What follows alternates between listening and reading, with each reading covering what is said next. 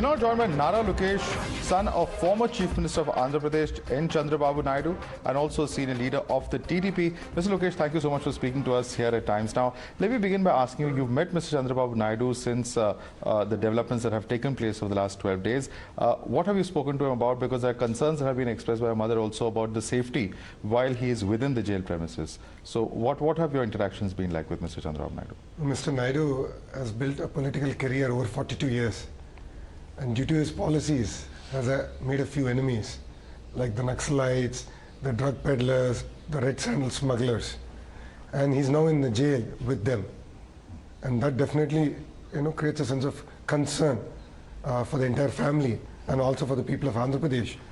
So that's something that we've also brought up at the court and also to the jail superintendent. And we continue to be worried about it. But Mr. Naidu is a perpetual optimist. So he has a lot of energy. He's told us to continue our fight against this government. Because you've expressed on social media also the fact that you feel he's been unjustly put behind bars. And in fact, you've said, and if I can quote from one excerpt, that today as I see my father unjustly thrown into a remand for a crime he never committed, my anger simmers and my blood boils. Is there no limit to depths? Political vendetta will sink. Why must a man of my father's caliber, who has accomplished so much for the country, state and Telugu people, endure such injustice? Now, how are you claiming political vendetta when it is a court through a judicial process has sent him into the judicial custody? Because it's a false case. There is no evidence. There is no money trail. And they simply sent him to a judicial remand. I mean, a person like Chandrababu Naidu has built his career over 42 years. Impeccable career. No corruption allegations. All the past, his competitors in some sense have foisted false cases and all of them have proved wrong. No one was able to prove any corruption against Mr. Naidu. But in this particular case, they've used the CID, they've without any evidence, without any money trail, they've just thrown him behind bars. But you've also said that Mr. Jagan Mohan Reddy has been behind bars and therefore he wants to throw other leaders also behind bars. Other leaders of your party also expressed this to you. Why are you specifically saying that this is something that Jagan Reddy, the Chief Minister, wants to do on his part particularly? Because that's been his track record. For the last 4 years, 4 months, anyone who fights on behalf of the people and against the government, false cases have been foisted against him. Attempt to murder cases have been put. I have attempt to murder case against me. They falsely accused me in an SC/ST case. 22 cases have been put against me. I mean, if you go back, they thrashed their own MP for speaking out against their own government. That is the kind of person that's governing the state of Andhra Pradesh today. Close to 1,000 Telugu Desam Party leaders and cadre are today in prison. Now, the kind of cases that have been filed in the prima facie aspect of it as far as the remand note, now these are under sections 120B, 418, 420, 465, 468, 471, 409, 201, 109, 34, 37 IPC and section 12 and 13.2, read with 13.1C and D of the Prevention of Corruption Act against Mr. Naidu. So the court has obviously looked at some amount of this case prima facie while sending him into judicial custody, would you not think? Absolutely not. Because if you read the remand report, money trail has not been established, number one. Number two, the agency that was asked to do a forensic investigation, that auditing agency shares an office with another auditing agency that audits Jagan's own companies. They share the same office, same IP address, and the terms of reference have been changed to not do any physical verification of the project. So it's very clear that from day one, they've been going after Mr. Naidu with political vendetta. In fact, Mr. Naidu has no role. He's not even signed a document in this case. In fact, the two officers who are now retired, who have signed the documents, are not in the FIR. If they do believe a crime was committed, the person who actually have the document where he states that the project is amazing, it's implemented very well in Gujarat, we should definitely release funds because we have to keep Siemens' interest in the project going. And therefore, let's release the funds. The person who said that and signed is free. The other person who actually pushed a button to release the fund, he's now advisor to the Chief Minister and has a cabinet rank. And he's not in the FIR. Now, can you please explain this to me? How is this fair?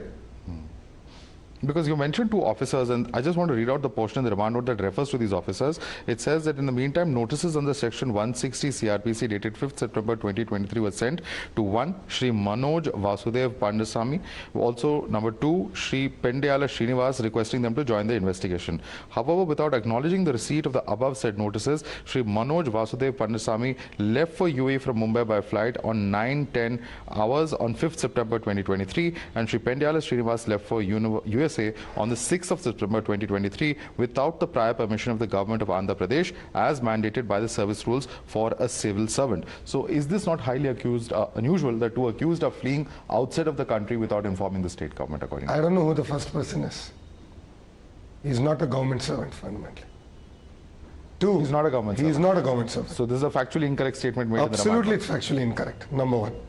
Number two was the erstwhile secretary to Mr. Naidu. No, if he goes on a vacation, who's not serving Mr. Naidu today, by the way, if he goes on a vacation or on a break, how is Mr. Naidu responsible for it? Two, both of them have no role in this project. The person who signed the dotted line is in Andhra Pradesh. He is safe. He's a retired officer. He's not in the charge sheet or in the FIR. How is this fair? What is his name? His name is Prem Chandra Reddy. Okay. And here is the document. I actually have the document where he has clearly stated that therefore the entire amount of 270 crores available in the PD account of the corporation may be released immediately to retain the interest of the Siemens project. And here is his signature. Okay. So this is a clear document. This is called proof. And this is dated when? This is dated in 2014. Okay. So, okay, let me come to another question. You refer to the fact that there's no money trail. This is what the remand note says as far as the alleged money trail, if I can call it that. He says Shri N. Chandrababu Naidu and the TDP were the end beneficiaries of the misappropriated money. To back that up, they say that Shri N. Chandrababu Naidu, A37, being the principal conspirator for the creation of a step-down entity and being the, quote, only and unilateral decision maker, unquote, in respect of all the transactions concerning the further transfer of money, he is the, quote, unquote, principal architect of the entire scheme. The intent, as it transpires now, was to transfer public monies to the credit of a private entity disproportionately and without reference to the GOMS number 4 issued and allowing money to be defrayed through shell companies for private gains of individuals, which have now been spoken to, in brackets, Allied Computers International Limited, Knowledge Podium, etc. The departure in the administrative decision-making process was oriented specifically to achieve this objective, where the monies routed through shell companies went into the pockets of Mr. Vikas Khanvilkar. The monies actually spent were not by Siemens or Design Tech, but the government money spent therefore. So there is a loss of money to the public exchequer and there is conferral of gains to private entities. It goes on further and further. But this is in a sense saying that public exchequer money was routed through shell companies and that somehow Mr. Chandrababu Naidu and the TDP were beneficiaries. This is what the remand note says. How do you react to this specific point that they are making? You yourself answered it. You said somehow. If you look at it, this project is implemented in 6 other states in the same way. In fact, this project was first started in the year 2013 in the state of Gujarat. I have all the MOUs with all the state. The similar MOU was executed. Money from the state has gone to a company called Design Tech, which was the implementing partner of Siemens, which is the German company. Payments were done to Siemens and other vendors to provide required hardware, furniture, and so on and so forth. I even have Design Tech's bank statements with me. If you want, I'm willing to furnish that. Now that is called transparency. That's called evidence. These are nothing but allegations. They are unable to show that Mr. Naidu or his family members or anyone related to him, here is the bank account that they received money. Or this is the modus of operandi is not been proved in the remand report. Because they've said at some places that it is his decision making, that he's the decision maker in this entire process. So I want to understand this. A bank CMD creates a policy and the policy is implemented by a branch manager and the team. If at all a person does a mistake at the branch, is it the responsibility of that person or the person who framed the policy?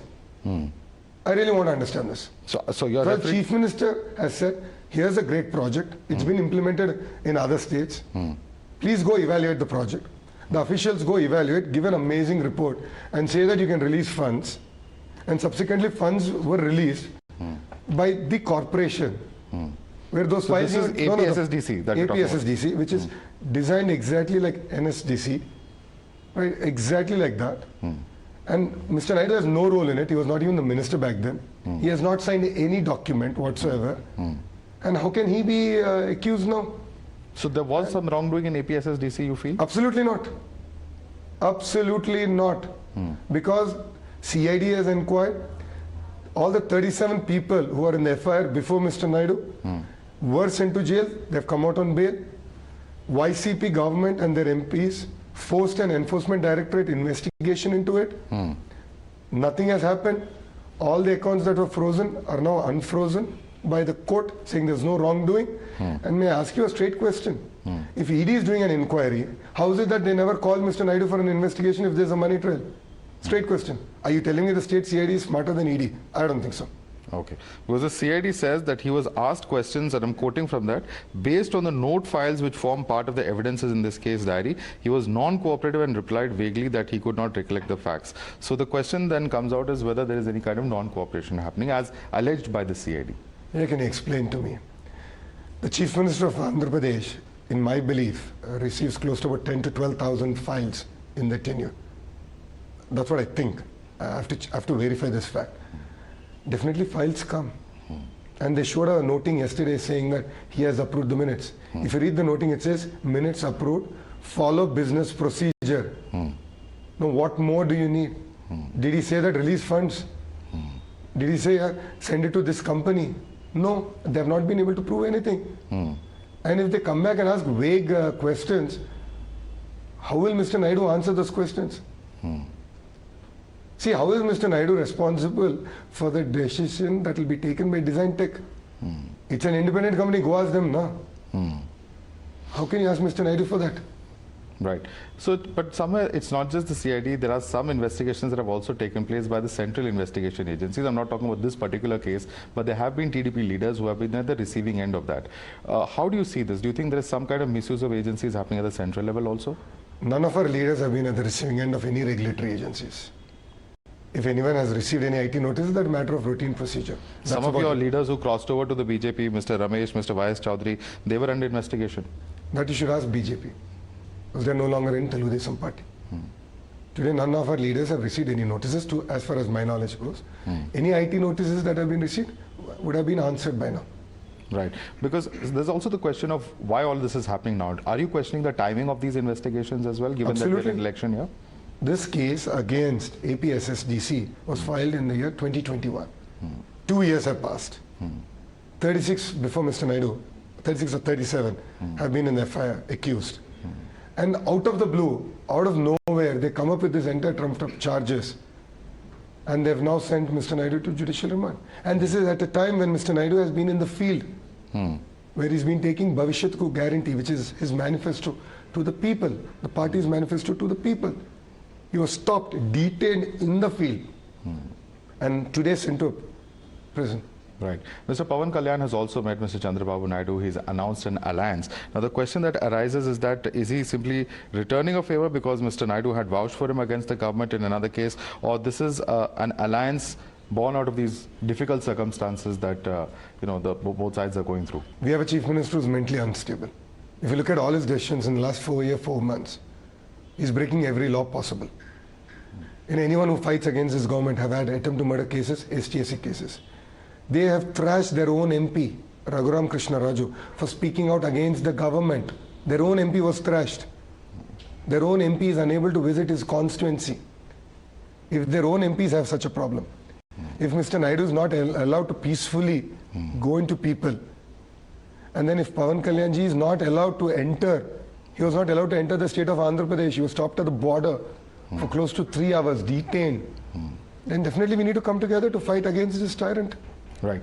I'm going to ask you about your stay in the national capital. Are you going to meet with any of the leaders of either the central government or the BJP or the ruling party? Because this is also at an important time, and on one hand we've seen the India alliance being formed, which is going to take on the India government. At this point of time, TDP is neither with the NDA nor with the India alliance. So is there going to be some political outreach on your part? Because if you're questioning the timing, it will also be because of perhaps the nature of various regional parties which are perhaps going to have to pick one side or the other eventually before the Lok Sabha elections. No, I'm here to meet my legal counsel.